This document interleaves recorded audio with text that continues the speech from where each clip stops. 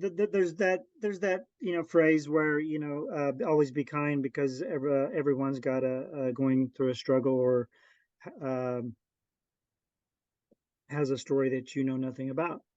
Um, and it's so true. And I'm sure a lot of it's influenced. Watching my father as a child um, struggle with mental illness, um, and there was always particularly where I grew up, again where I was born. I certainly didn't grow up in Oklahoma. Um, there was always addiction, mental health issues, trauma. It was it's a completely different family dynamic in southeastern Oklahoma. I don't know why. There's nothing necessarily right or wrong about it. It's just the culture. Um, and then it eventually led to my own personal struggles with. It's interesting when you're bipolar, particularly the manic portion of it, um, which is where most people saw me most of the time, and like, wow, what's going on with this guy? He's just kinetic. It's constant. I didn't understand it. Didn't care to think about it. I just did it, and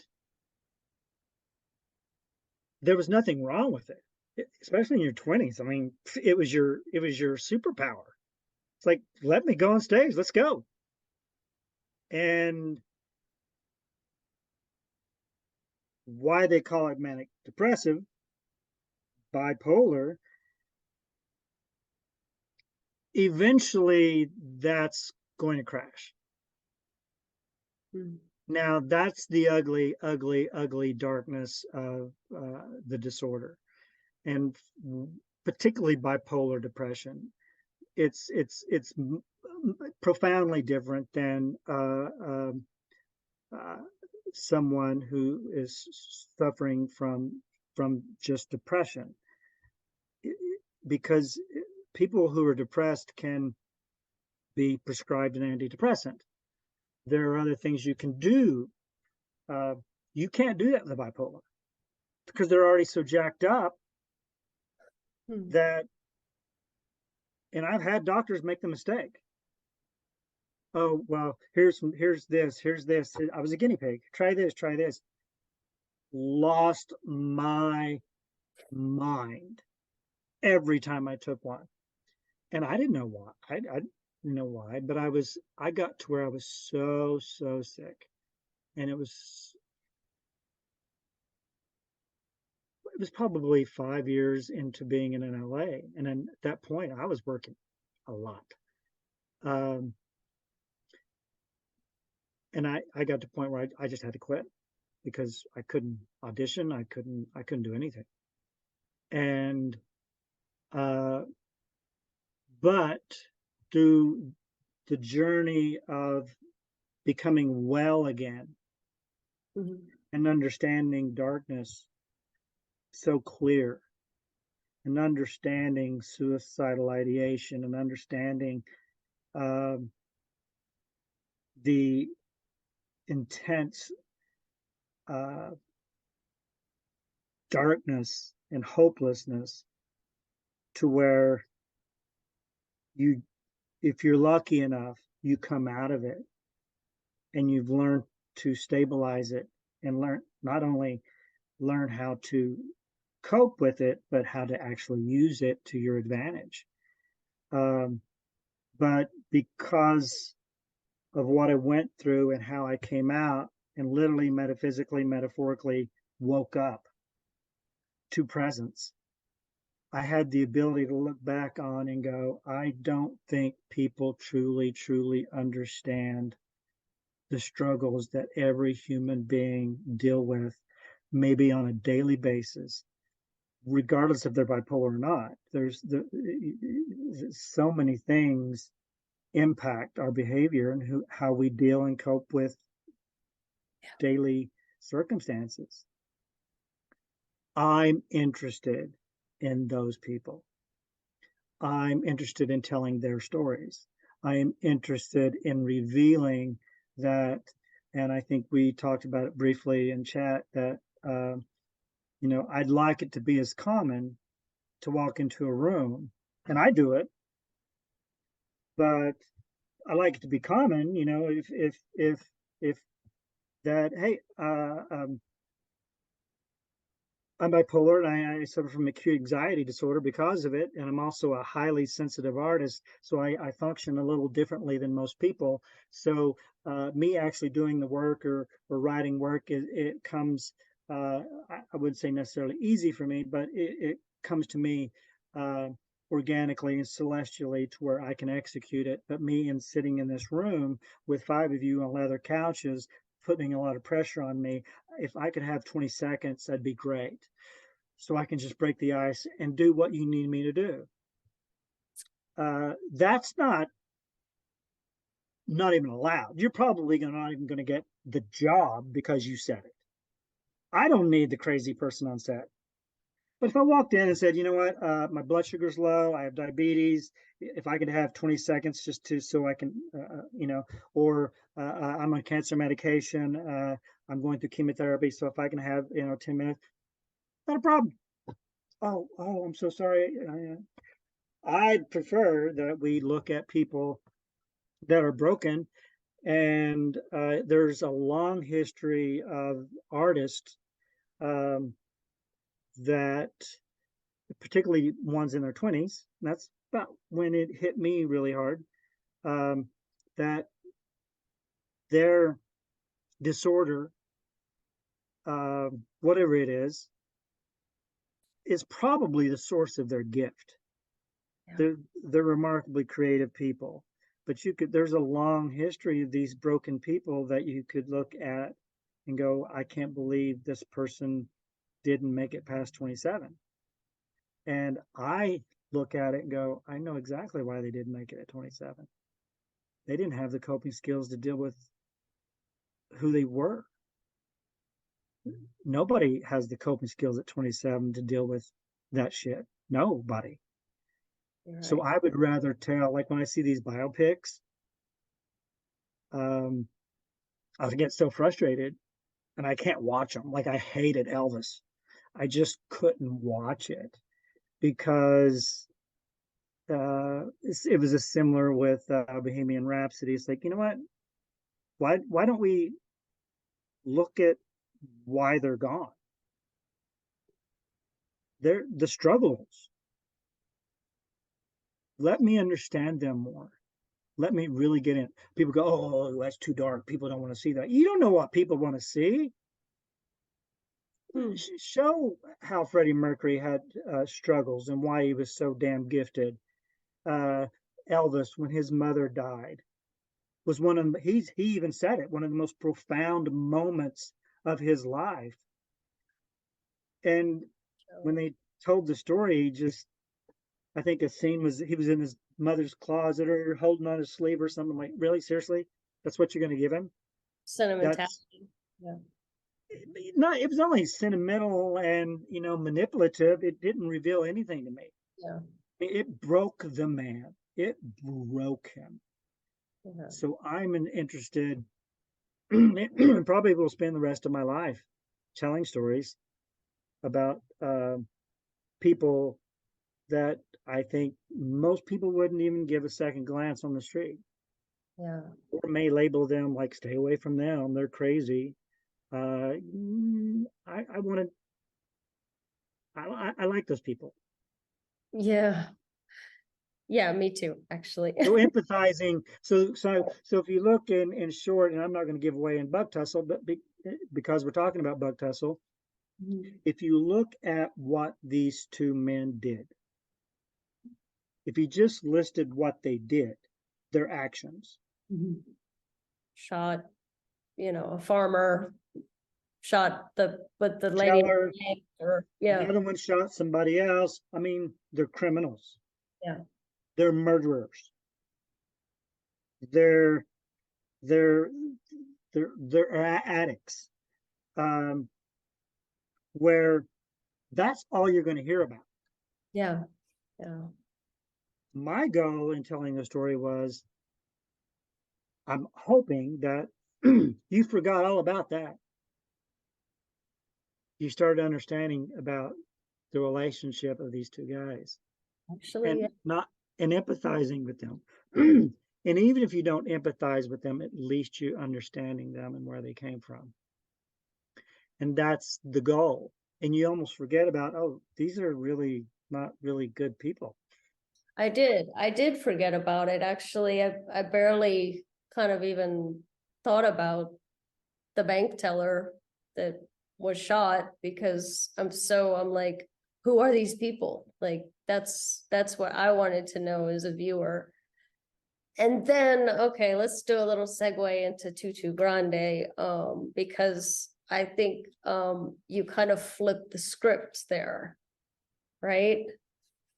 I mean, is that kind of a way to put it? Like, it's almost like, so the crime was the rape, but actually the story is the father trying to get consequences. I love that word that you use in the movie, the consequences. You need to know there need to be consequences. And what are those consequences? It, I mean, that's something I love to explore. I've done a lot of research on the death penalty, and I've always thought to myself, in studies, that is that really a consequence? I mean, it's certainly an option for many states. Eye for an eye. It's like, this is the way it's going to go, man. And but I did explore with that story. I want because again, you are looking at a rapist, and you're looking at a father. And if you kind of delve into the character of the father a little bit, you probably get to understand that he's probably not a very good person either, and that this is going to probably not going to end very well. Um, but what it came to initially when I started writing the dialogue, essentially it was a monologue at that point about consequences and about trauma and about you know what are these consequences, and he goes through them and uses examples of what trauma could be. Do you understand trauma? What? Trauma, trauma. Like, like in football when they get hit in that.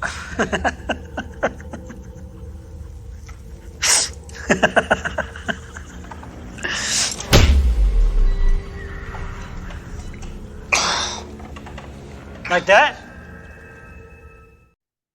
And but when getting to the ending wasn't a trick. I mean, there's a lot of writers who love to make a surprise twist for the sake of having a surprise twist. And sometimes I think they're fine. Sometimes I'm like, that's just a trick, and anybody could have written that.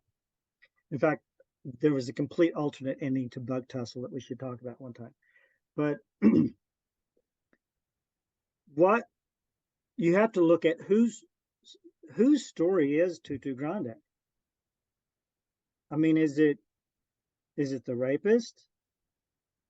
Is it the father? Who's growing? Who's changing in that story? And that's when I consciously went, the father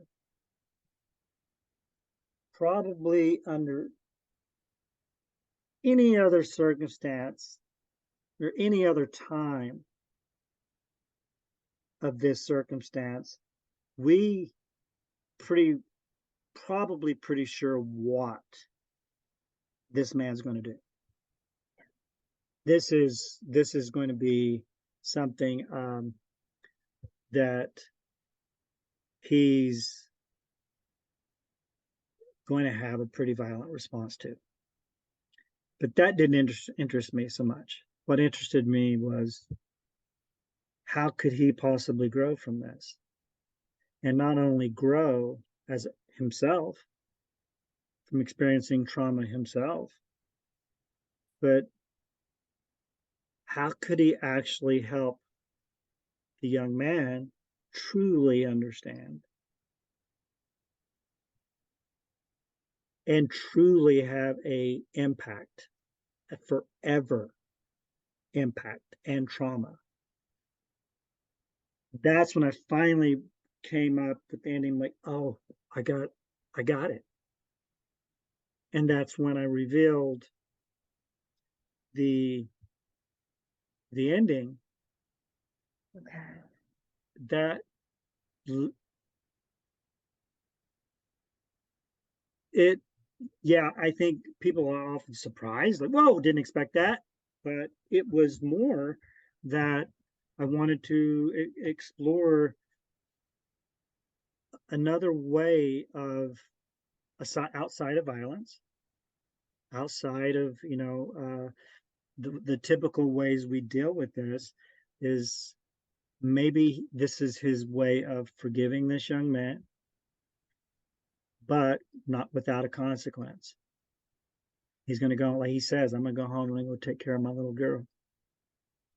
And he does. And maybe that's not something he would have normally done. I believe stories should try to capture the climaxes of life, the extraordinary moments of someone's life. And I think this was a very, very, very, very important for all the characters involved. A significant moment in their lives that likely changed them all forever. And it's a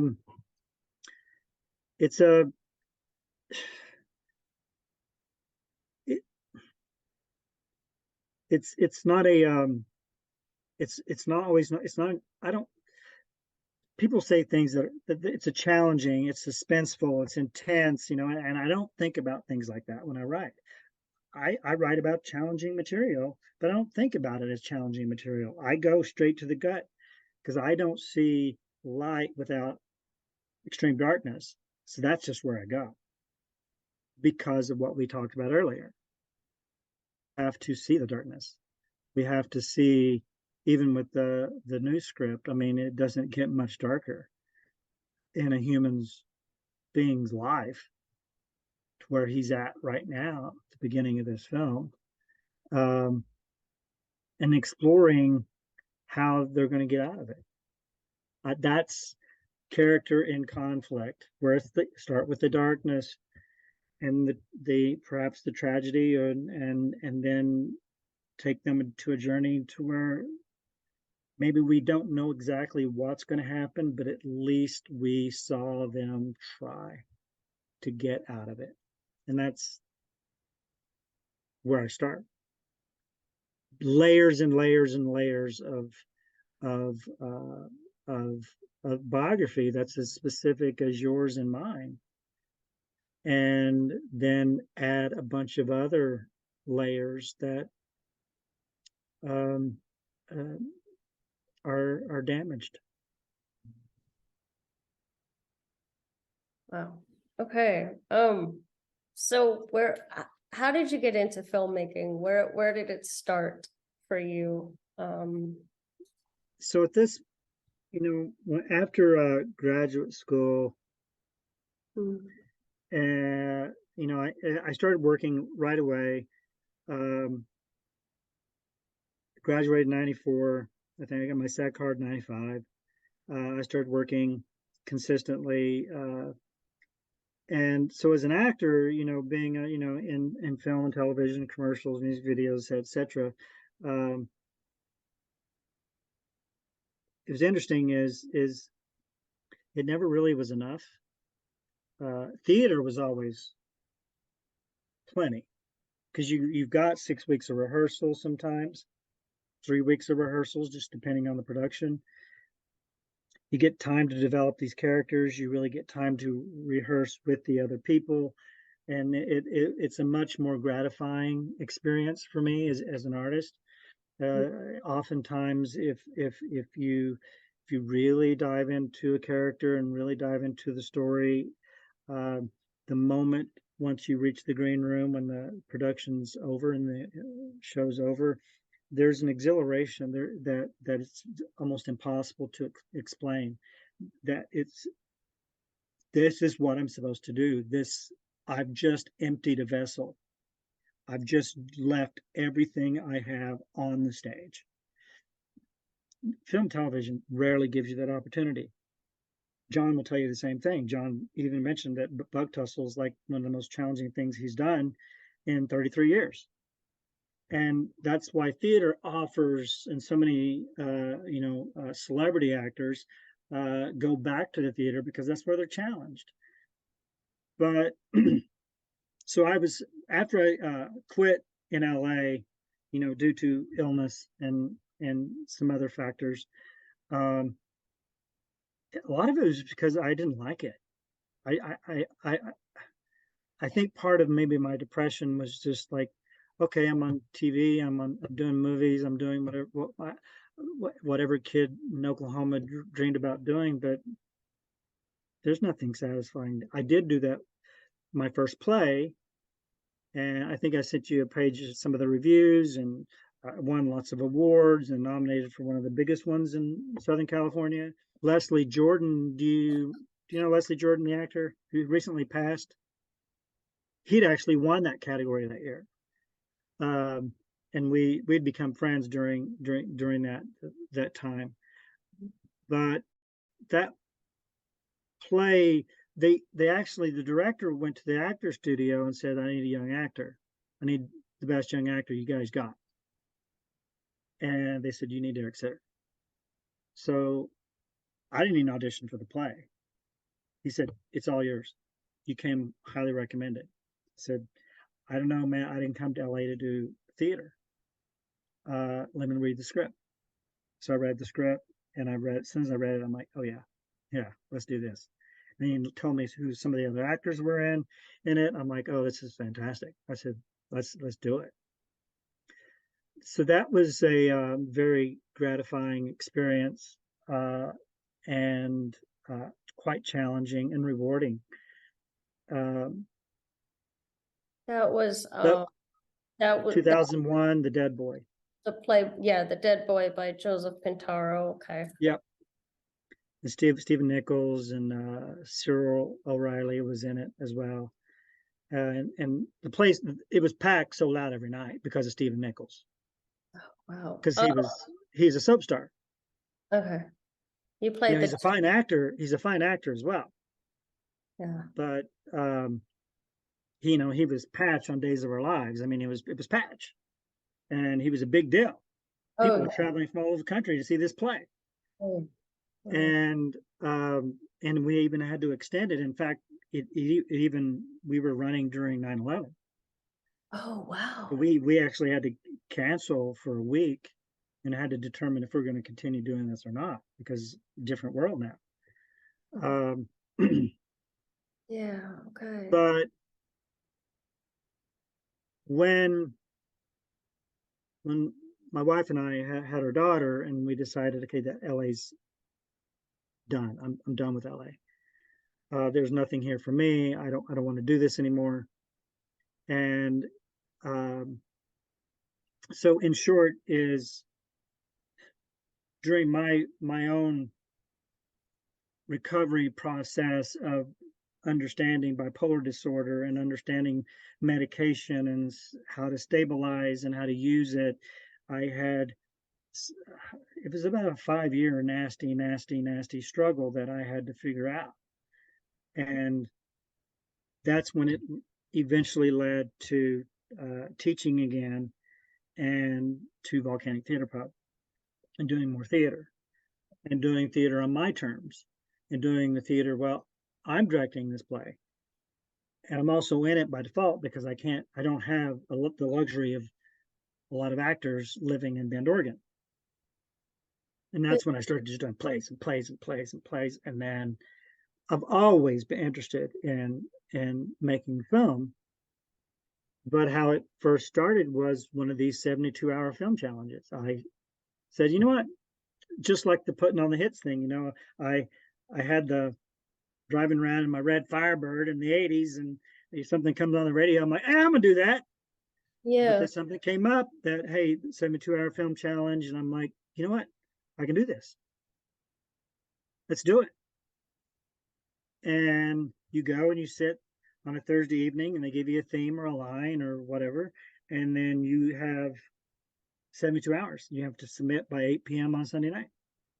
So that's when I made my first film, and then I was hooked because I knew I could do it as actor, director, and writer. I knew I could. I always knew I could direct and act, particularly in the theater. It was one of my heroes is Gary Sinise. He did that a ton at Steppenwolf. And for filmmaking, it was always, my model was always Sling Blade. Like, well, this is a bit about Thornton. He's no slouch. I mean, he wrote, directed, and starred in this thing, and he made it for $1 million. Like, that's impressive. And he also had a 20-minute short of the film prior to doing the feature. Oh, And I wow. thought, oh, this is the perfect model. Like, kind of cut your chops as a writer and as a director in some shorts,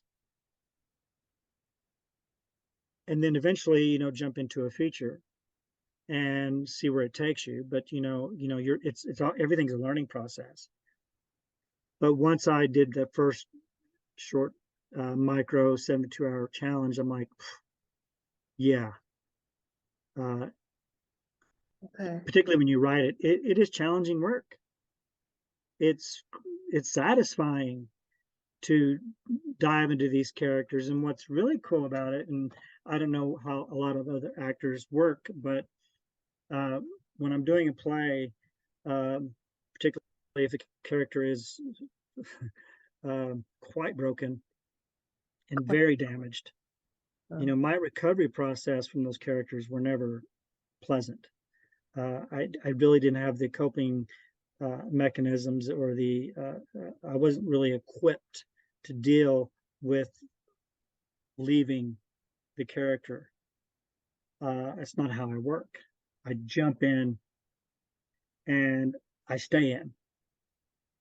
And when you stay in and you believe the circumstances of these characters and their history, and you dive into it and you truly believe it, your body responds accordingly.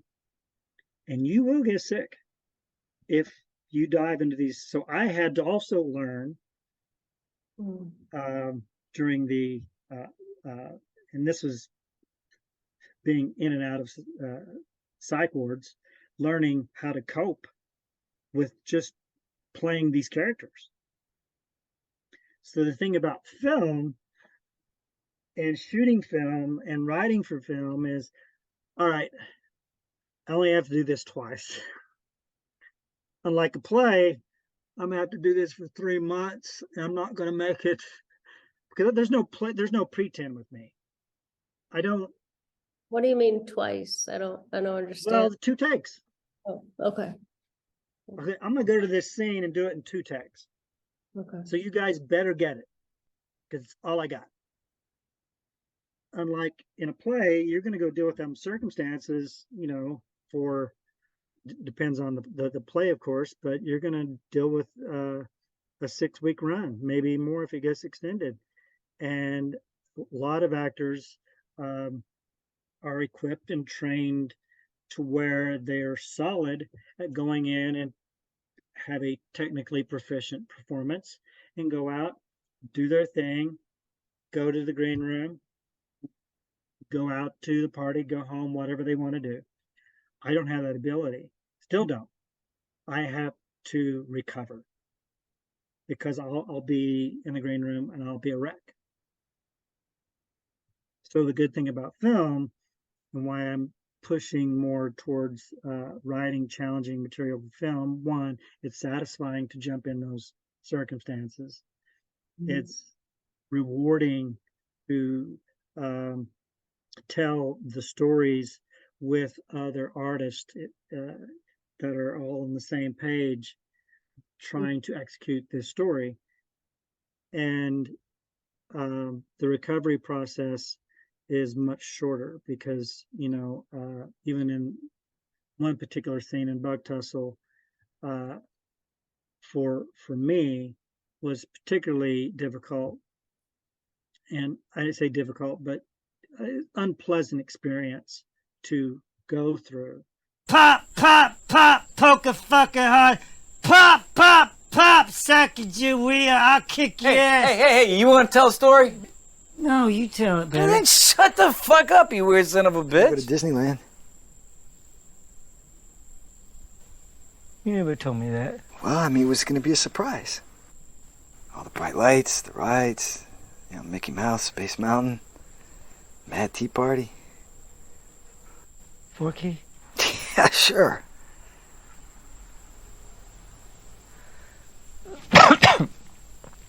Mama never took me anywhere.